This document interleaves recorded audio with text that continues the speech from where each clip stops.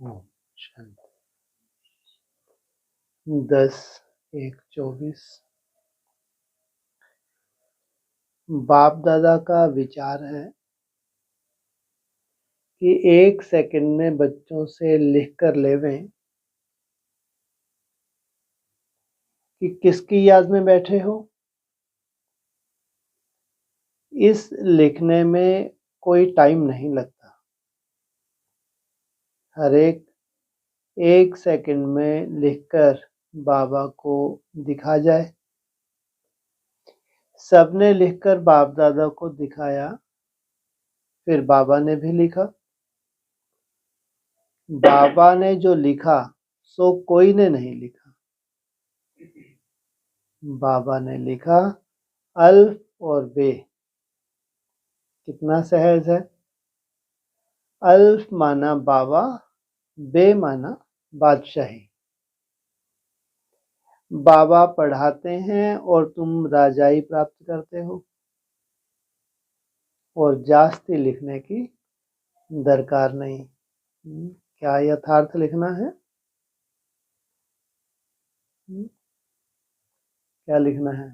यथार्थ लिखना क्या है? अल्फ और बे। अल्फ माना क्या बताया? क्या बताया? अल्फ माना बाबा, बे माना बादशाही। है ना, बाबा को याद करेंगे तब तो बादशाही मिलेगी। वो कहते तो हैं जब निराकारी स्टेज में जाते हैं, साकार और निराकार का मेल। शिव बाबा है पुरुषार्थ है, शिव बाबा है पुरुषार्थ कराने वाला। फिर नेक्स्ट टू गॉड कितने लिखे हैं? 4 हैं। तो उसमें भी तो ये रहस्य समाया हुआ है। कौन कौन सा? अल्फ और बे। तुमने तो लिखने में 2 मिनट भी लगाया। अल्फ बे सेकंड की बात है। 1 सेकंड में क्या मिल जाती है तुमको? विश्व की बादशाही। जब तुम्हारा पुरुषार्थ संपूर्ण होता है तब भी क्या होता है? अल्फ और बे होता है। सन्यासी सिर्फ अल्फ को याद करेंगे। तुमको बादशाही भी याद है। याद की आदत पड़ जाती है, बुद्धि में बैठता है तो खुशी का पारा चढ़ता रहता है। अल्फ का अर्थ कितना बड़ा, हाईएस्ट चोटी है। अल्फ माना कौन सा डंडा? अल्फ माना खड़ा डंडा, बे माना बड़ा डंडा। अल्फ का अर्थ कितना बड़ा, हाईएस्ट चोटी है। उससे ऊपर और कोई चीज है ही नहीं। रहने का स्थान भी ऊंचा है। कहाँ रहता है? ऊंची से ऊंची स्टेज कौन सी है?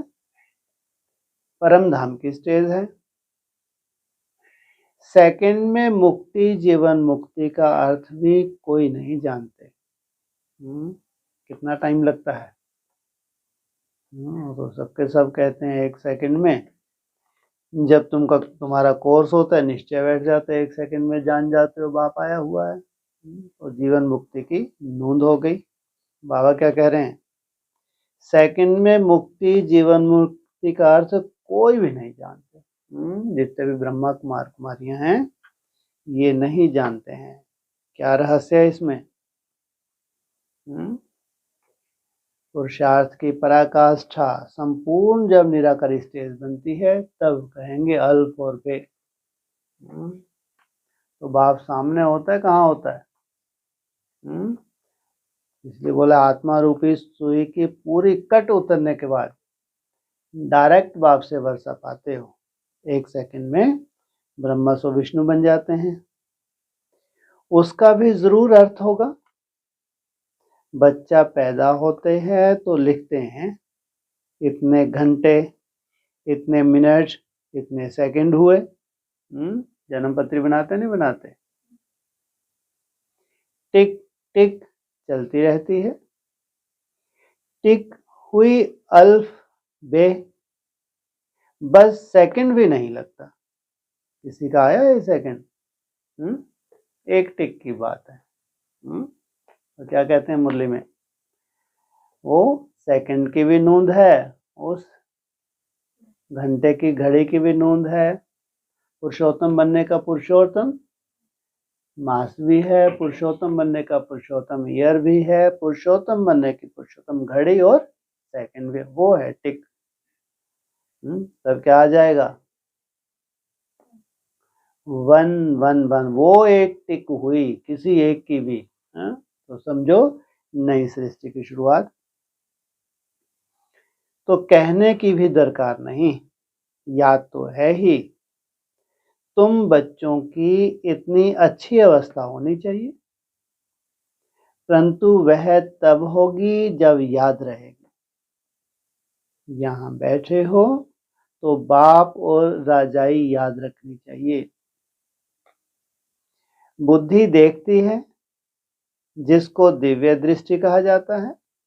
बुद्धि का दो काम, एक तो क्या क्या, डिसीजन लेना, निर्णय करना, दूसरा देखना, पिक्चर बनाते हैं हम। आत्मा भी देखती है, बाप को आत्मा ही याद करती होगी। तुम भी बाप को याद करो तो राजाई इकट्ठी याद आ जाएगी। कितनी देरी लगती है। यहाँ भी याद में बैठेंगे तो बहुत गदगद हो जाएंगे, पता नहीं कब। यहाँ भी याद में बैठेंगे तो बहुत क्या हो जाएंगे, उछल पड़ेंगे। उसी की तो इंतजार है। ये जो प्रैक्टिस कर रहे हैं, ये प्रैक्टिस करते करते जमने में तो टाइम लगता है। जब जम जाती है अवस्था तो आत्मा क्या करती है, गदगद हो जाती है। बाबा भी इस खुशी में बैठे हैं। बाप को यहाँ की कोई बात याद ही नहीं। बाबा याद करते हैं वहां की बातें, कहाँ की बातें। तो फिर आत्मा गदगद हो जाती है। सत्युग की बातें, लेकिन पहले कहाँ जाएगी। और उसके बाद बाबा ऐसे यहाँ अपन लोग तो बोर हो जाते हैं। बैठे आत्मा में बैठ के फिर भ्रुकुटी में बैठे, उसके बाद उड़ने की कोशिश करते हैं, उड़ जाते हैं। जब उड़ जाते हैं तो अच्छी बात है। इसलिए बैठे बैठे क्या करना चाहिए, अच्छा अच्छा चिंतन करना चाहिए। नई दुनिया का चिंतन है, परम धाम जहाँ जा रहे हो घर का चिंतन है। बाबा और राजाई जैसे कि दर पर खड़े हैं। भगवान जैसे कि इंतजार ही कर रहा है, और उसके पास गए तो फट से तुमको क्या मिल जाती है, एक सेकंड में तुम्हारी राजाई शुरू। बाप कहते हैं तुम बच्चों के लिए राजाई ले आया हूं। बस क्या करो, तुम मेरे पास आ जाओ। आए और राजाई तुम्हारी शुरू। तुम सिर्फ याद नहीं करते इसलिए खुशी नहीं ठहरती, याद की प्रैक्टिस करते हो तो वो है तपस्या। जब याद आने लगेगी तो क्या होगा, बहुत खुशी रहेगी। तुम उठते बैठते अपने को आत्मा समझो और मुझ बाप और वर्षे को याद करो। कितना ऊंचा स्थान है जहां तुम रहते हो। कहाँ है, कितना ऊंचा स्थान है जहां तुम रहते हो, नहीं मालूम है। कहाँ रहते हो, कितना ऊंचा स्थान है जहां तुम रहते हो, है जी। भ्रुकुटी में, हाँ भ्रुकुटी में निसंकल्प अवस्था में बैठते हो, कितना ऊंचा स्थान है। दुनिया थोड़ी ही जानती है। मनुष्य मुक्ति में जाने के लिए कितना माथा मारते हैं, अभी मुक्ति धाम है कहाँ। तुम समझते हो आत्मा तो रॉकेट है, वो लोग चांद तक जाते हैं, फिर है पोलार।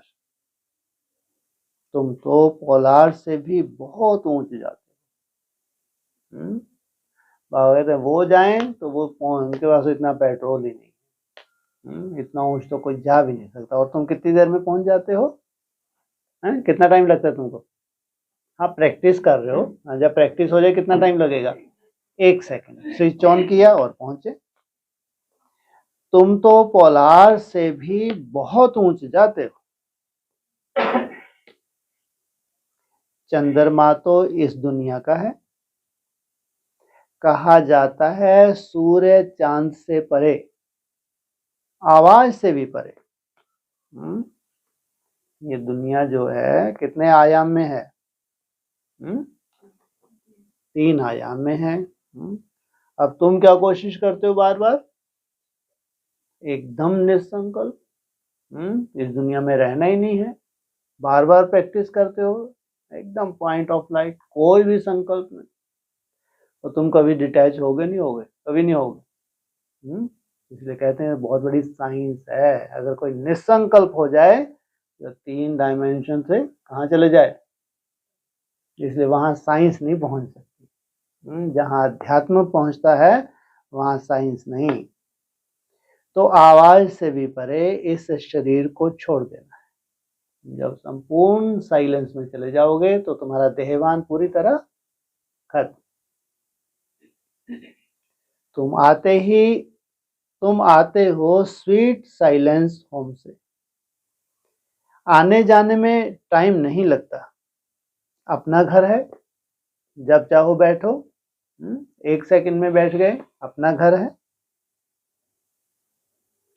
यहां तो कहां भी जाओ तो टाइम लगता है। आत्मा शरीर छोड़ती है तो सेकंड में कहां का कहां चली जाती है। एक शरीर छोड़ दूसरे में जाकर प्रवेश करती है। तो अपने को आत्मा समझना है। तुम बहुत ऊंच चोटी पर जाते हो, इसलिए मेहनत कितनी लगती है। तुम जाते ही इतनी ऊंच चोटी पर हो जिसकी कोई कल्पना भी नहीं कर सकता, इसलिए मेहनत लगती है। मनुष्य शांति चाहते हैं। शांति की हाईएस्ट चोटी है निराकारी दुनिया, और सुख की हाईएस्ट चोटी है स्वर्ग। ऊंच से ऊंच को टावर कहा जाता है। तुम्हारा घर भी कितना ऊंच है। दुनिया वाले कभी इन बातों पर ख्याल नहीं करते। उनको यह बातें समझाने वाला कोई नहीं है। उसको कहा जाता है शांति का टावर। मनुष्य तो कहते रहते हैं विश्व में शांति हो, परंतु इसका अर्थ नहीं जानते कि शांति कहाँ है। यह लक्ष्मी नारायण सुख के टावर में है। वहां कोई लोभ लालच नहीं। वहां का खान पान बोलना बड़ा रॉयल होता है। और फिर सुख हाईएस्ट। उन्हों की महिमा देखो कितनी है, क्योंकि उन्होंने बहुत मेहनत की है। यह एक नहीं है, सारी माला बनी हुई है। जैसे उन्होंने मेहनत की है, ऐसा नहीं कि उन्होंने की है। जितनी वंशावली है उनकी यह मेहनत है। यह एक नहीं, सारी माला बनी हुई है। वास्तव में 9 रत्न गाए हुए हैं। जरूर उन्होंने गुप्त मेहनत की होगी। कहाँ की है? संगम युग पे की है। अब ये संगम थोड़ा सा समय है, सोचो ये रत्न कहाँ कहाँ कितनी ऊंची स्टेज पे जाएंगे। तो कितनी मेहनत लगती होगी। उन्होंने जरूर गुप्त मेहनत की होगी। बाप और वर्षे की याद रहे तभी विक्रम विनाश होंगे, परंतु माया याद करने नहीं देती। क्या करते हो तुम? घड़ी घड़ी बाबा को याद करते हो, और जितना तुम याद की मेहनत करोगे उतना ही क्या होगा, घड़ी घड़ी माया तुमको भुलाने की कोशिश करती है। कभी काम कभी क्रोध बहुत तूफानों में लाती है। अपनी नब्ज देखनी है।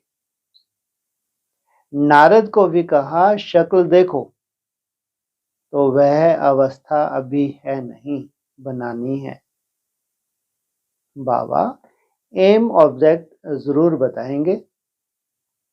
अंदर में पुरुषार्थ करते रहो, आगे चलकर वह अवस्था तुम्हारी होगी। ये भगवान के महावाक्य हैं क्या?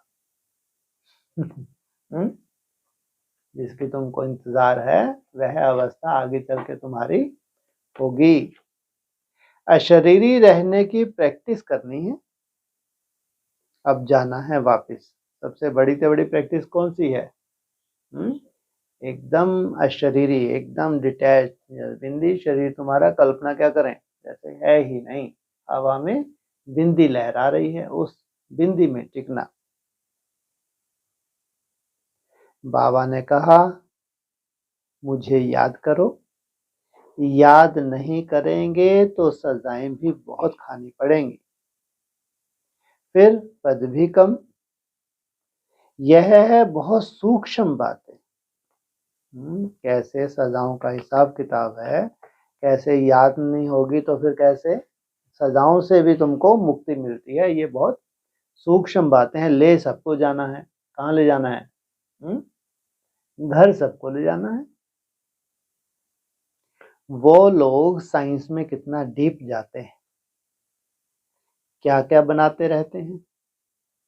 वह भी संस्कार तो चाहिए ना, जो फिर वहां भी जाकर यह चीजें बनाएंगे। सिर्फ यह दुनिया बदली होनी है। क्या होगा? ये पुरानी से क्या हो जाएगी? नहीं हो जाएगी। ये साइंटिस्ट हैं, ये शरीर छोड़ेंगे तो वहां भी जो बचेंगे उन्हीं से वहां की कारोबार शुरू।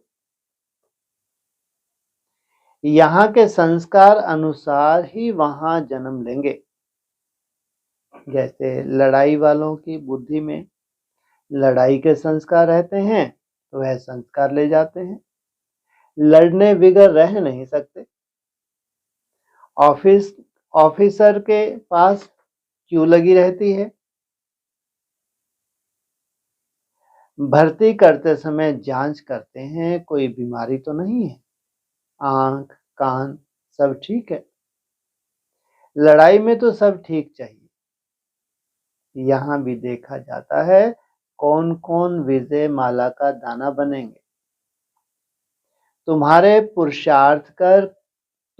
पुरुषार्थ कर कर्मातीत अवस्था को पाना है। आत्मा अशरीरी आई है, अशरीरी बन जाना है। वहां शरीर का कोई संबंध नहीं। अब अशरीरी बनना है। आत्माएं वहां से आती हैं, आकर शरीर में प्रवेश करती हैं। ढेर की ढेर आत्माएं आती रहती हैं। सबको अपना अपना पार्ट मिला हुआ है।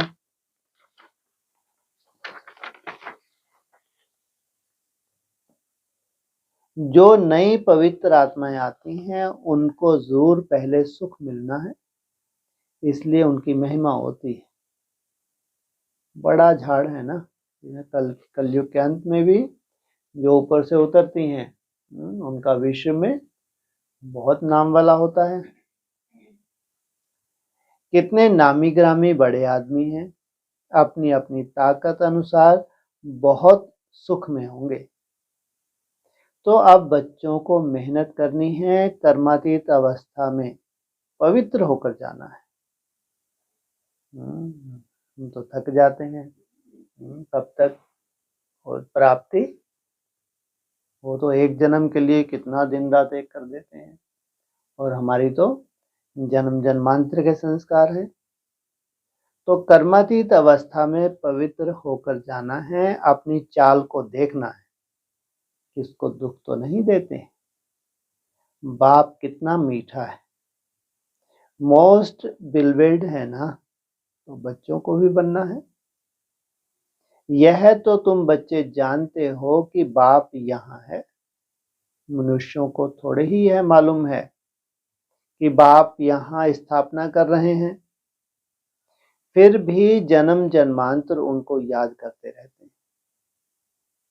शिव के मंदिर में जाकर कितनी पूजा करते हैं, कितनी ऊंची चोटी पर बद्रीनाथ आदि के मंदिर में जाते हैं,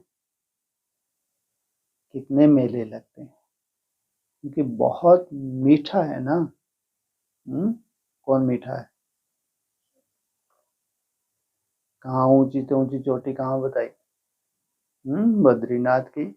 कौन सा यादगार है वहां पे? कहते हैं वैकुंठ धाम है। वहां यादगार पांडवों का भी बताया है।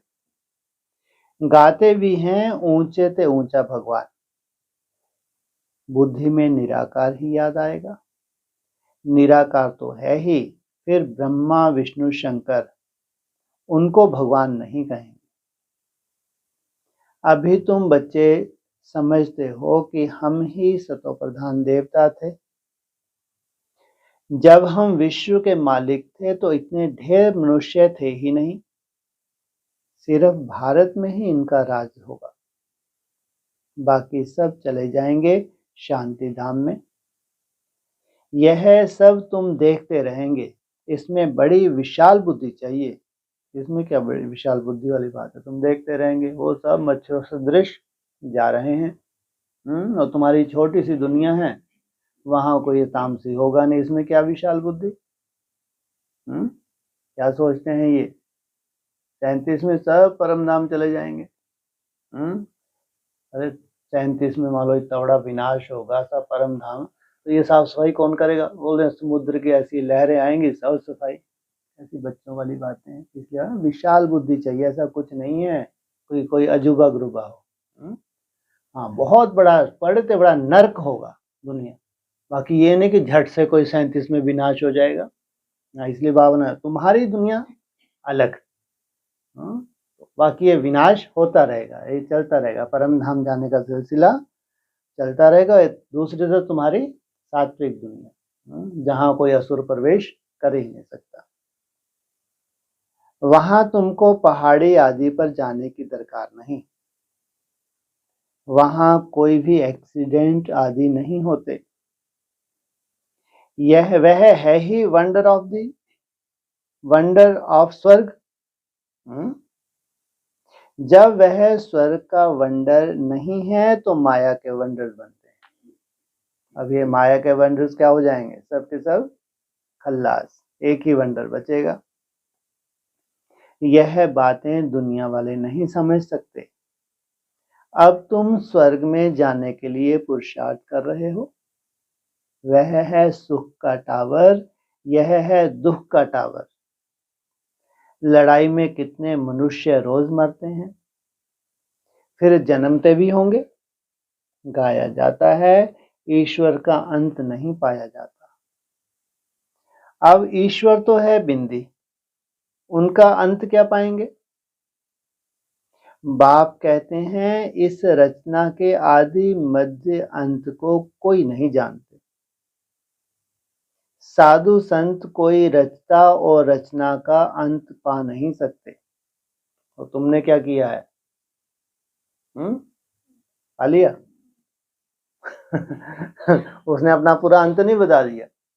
मैं कहाँ रहता हूँ, सृष्टि का आदि मध्य अंत बता दिए, कहते हैं हमने उसका अंत पा लिया। और वो क्या कह रहा है? हाँ, कोई भी उसका अंत पा नहीं सकता। तो जरूर इतना आसान नहीं है कि उसका अंत पा लेना। जब वैसी निराकारी स्टेज में जाएं, 100% निराकारी स्टेज में, तब जाके वो रहस्य खोले जो मुरली में ऐसे ऐसे इशारे दिए हुए हैं, तो हम कल्पना भी नहीं कर सकते। तुमको बाप पढ़ाते हैं, इसको पढ़ाई कहा जाता है। सृष्टि चक्र के राज को तुम बच्चे ही जानते जा रहे हो। क्या क्या जानते जा रहे हो? सृष्टि चक्र के राज को तुम बच्चे ही जानते जा रहे हो, माना ऐसा नहीं जान गए हो, जानते जा रहे हो। क्या जानते जा रहे हो? 5000 वर्ष का चक्कर है, 8 जन्म, 12 जन्म, 21 जन्म, 84 जन्म संगम युग का। ये कितना गहरा होगा? ये तो बहुत मोटे रूप की नॉलेज है जो ब्राह्मण जानते हैं। इसकी भी कितनी सूक्ष्मता होगी। इसलिए जितना योग बल होगा उतना ही तुमको इन सब बातों की धीरे धीरे बेहद की टचिंग होती है। वह तो कहते हैं हम नहीं जानते हैं, या तो लाखों वर्ष कह देते हैं। अब बाप ने समझाया है, यह जो कुछ तुम यहाँ देखते हो ये वहां नहीं रहेगा। नई दुनिया में क्या होगा? सब कुछ नया होगा। स्वर्ग है टावर ऑफ सुख, यहाँ है दुख ही दुख। अचानक मौत ऐसा आएगा जो सब खत्म हो जाएंगे।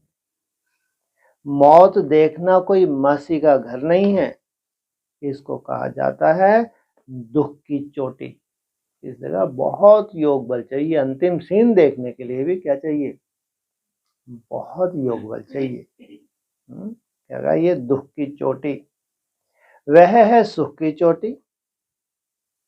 बस तीसरा कोई अक्षर नहीं, दो ही चोटी है। अभी ये क्या विस्फोट होगा? दुख की चोटी का, और वो सुख की चोटी। इतना सुख कभी कल्प में वही नहीं। तुम्हारे में भी बहुत है जो सुनते हैं परंतु धारणा नहीं होती है। धारणा तब हो जब बुद्धि गोल्डन एज हो। कहाँ तक जाना है? पूरी धारणा के लिए गोल्डन एज। पहले कौन सी एज होती है गोल्डन से पहले? Silver age. लेकिन पूरी धारणा की बात है। तो धारणा नहीं होती है तो खुशी भी नहीं रहती। एकदम हाईएस्ट पढ़ाई वाले भी हैं तो लोएस्ट भी है तो सब ब्रह्मा कुमार कुमारी, लेकिन कोई कोई हाईएस्ट भी हैं और कोई कोई लोएस्ट भी हैं। पढ़ाई में तो फर्क है ना। उन्हों को कितना भी बेहद का बाप समझाए परंतु कभी भी नहीं समझेंगे। याद बिगड़ तो तुम पवित्र कभी नहीं बन सके। और इनके पास याद की सब्जेक्ट ही नहीं है। सोचो भगवान क्या कह रहा है?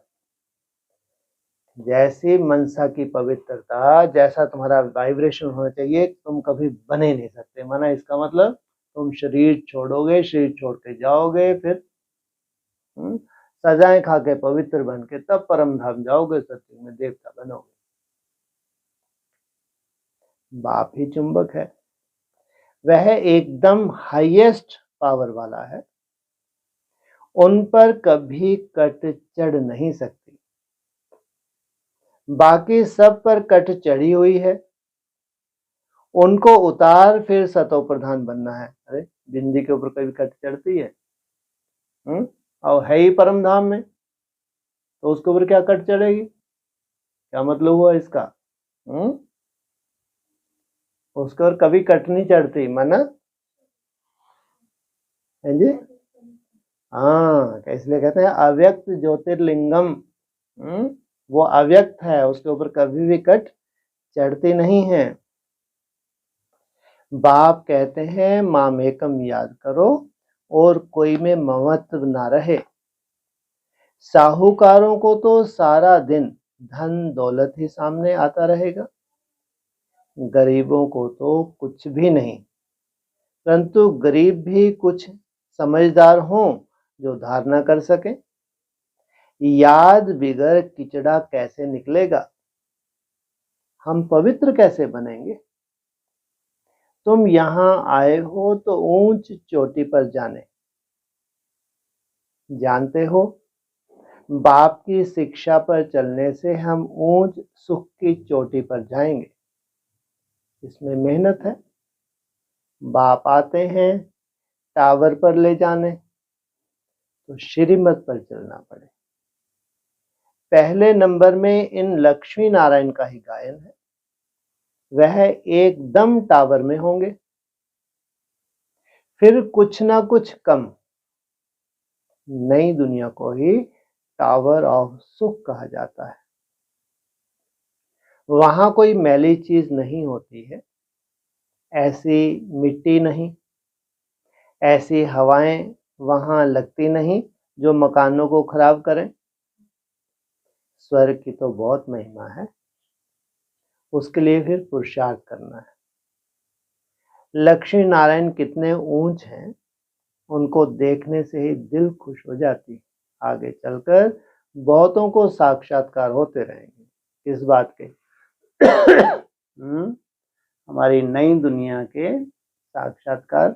अब बताया आगे चलकर, है ना? आगे अब कितना आगे तो आगे और कितना आगे। अभी सब बुद्धू के बुद्धू बनते हैं, वही बता रहे भाई ऐसी रोशनी होने वाली है, ये हो जाएगा, बस ऐसा विनाश होने वाला है। अरे नहीं भाई, बुद्धू थे, तुम बुद्धू हो और बुद्धू ही रहोगे। इसमें कितनों कैसे उल्टे उल्टे बोलते हैं। अरे बुद्धू को बुद्धू नहीं बोले तो क्या बोले, है ना? तो आगे चलकर बहुतों को साक्षात्कार होते रहेंगे। शुरू में कितने साक्षात्कार होते थे? कितना बाबा ने जलवा दिखाया, ताज आदि पहनकर आते थे। वह चीजें तो यहां मिल ना सके। बाबा तो जोहरी है। आगे जो 50,000 में मनी लेते थे वह अब 50 लाख में भी ना मिले।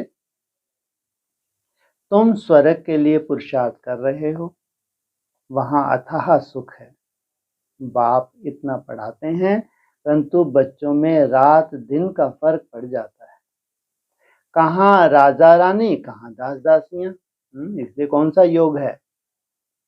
राजयोग। राजयोगी तो होते ही 16,000 हैं, लाखों ब्राह्मण। तो ये बहुत मुश्किल सब्जेक्ट है, इसलिए याद करो तो कहते हैं सेवा ही याद है, ज्ञान सुनना सुना नहीं याद है।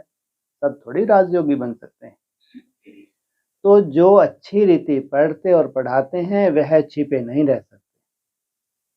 झट कहेंगे बाबा हम फलानी जगह जाकर सर्विस करते हैं।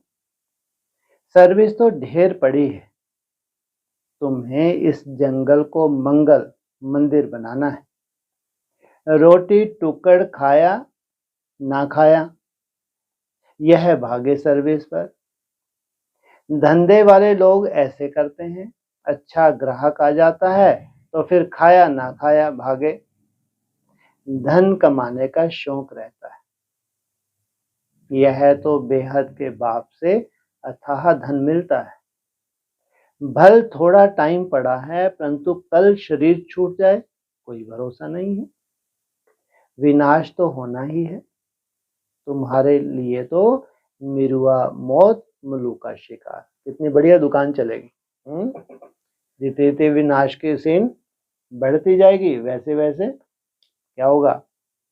मिरुआ मौत मलू का शिकार। तुम्हारी खुशी का पारावार नहीं। तुमको बेअंत खुशी होनी चाहिए। तुमको बहुतों का कल्याण करना है।